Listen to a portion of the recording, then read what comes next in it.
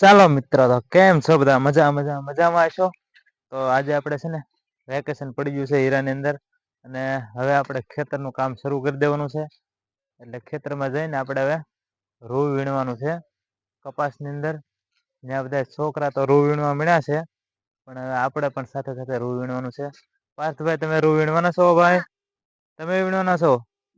તો છોકરા કેવું રૂ વીણે છે, અને સાથે સાથે હવે મારે પણ રૂ વીણવા લાગી જવાનું છે.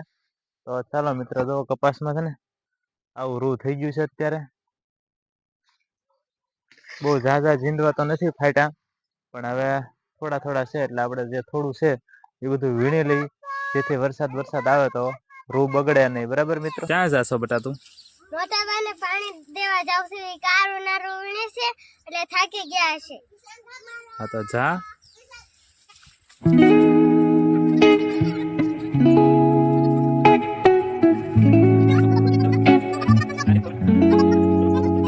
જો મિત્રો, આપણે રૂ વીણશું તો ઠેલીમાં એટલું થયું છે, અને થોડુંક અહીંયા થયું છે. એટલું રૂ આજનું આપણે વીણી નાખ્યું છે. તો હવે થોડુંક આપણે કાલમાં પાછું વીણશું. અને કંઈક નવી રમત લાવ્યા છે. આવું પગથિયા પર ગોઠવી દીધું છે, અને પછી દડાની એક પછી વારી કરશે. જેનાથી પડી જાય એ વિજેતા. હવે ભાવેશભાઈ વારી કરશે. વાહ, ખૂબ સરસ, તાળીઓ પાડો. વાહ ભાઈ કેતો. ચાલો મિત્રો, તો હવે છે ને બાળકો છે ને બીજી રમત શરૂ કરી દીધી છે. જોવો તમે, હું રમો છો બાળકો? ચાર કુકી. આગણી તો 9 કુકી કહેતી હતી ને. ભૂલાઈ ગયું છું. 9 કુકી આ બાજુ છે.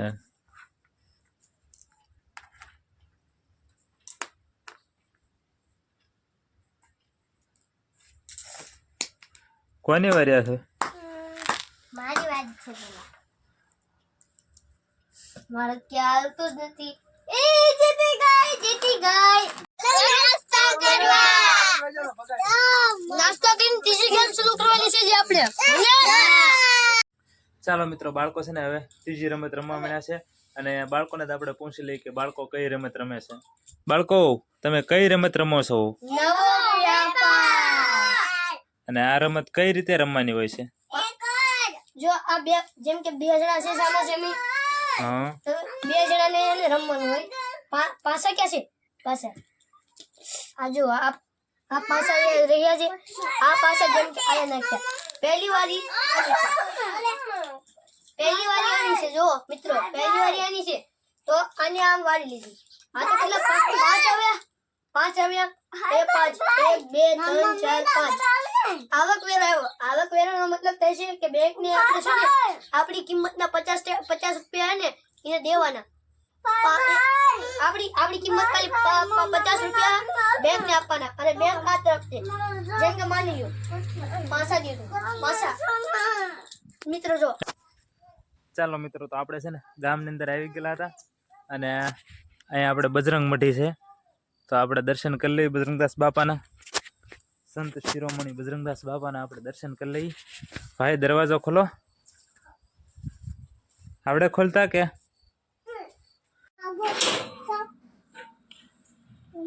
હાલો, તો આપણે દર્શન કરી લઈએ મિત્રો.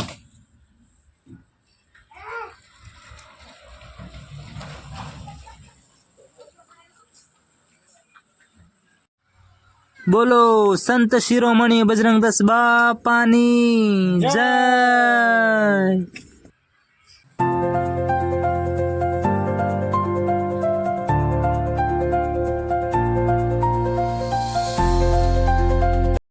મંદિરમાં થોડીક ધૂળ હતી, એટલે મિત્રો આપણે સાવણી લઈને મંદિરની અંદર વાળવા માંડ્યા. મિત્રો, વરસાદના કારણે છે ને કાકાને બાજરી વાવવાનું થોડુંક મોડું થઈ ગયું હતું. તો અત્યારે છે ને બધી ઠેકાણે બાજરી લણાઈ ગઈ છે, અને અલરમાં નીકળી ગયેલી છે. પણ આ કાકાના ખેતરમાં છે ને તમે જોતા છો કે અત્યારે જે છે ને થૂલી બેઠી છે. તો આમાં જેવો દાણો સડે ને એટલે સકલીઓ બધી આવી અને દાણો ઉપાડી જાય છે. જો તમે આ ડુંડા કેટલા ખાલી કરી નાખ્યા. કોક દાણા દેખાય છે, બાકી બધા દાણા છે ને એ સકલીઓ છે ને એ આમ સણી ગઈ છે. જુઓ તમે, ઘણા બધા તમને ડુંડા દેખાડું છું. આ બધામાં ક્યાંય દાણો જ નથી. આ બધી છે ને એ સકલીઓ સણી ગઈ છે. મિત્રો, તો કારખાને આપણે આવેલા હતા. કારખાને કાલનું વેકેશન પડી ગયેલું છે, અને આજે આપણે થોડાક પૈસા લેવા આવ્યા હતા.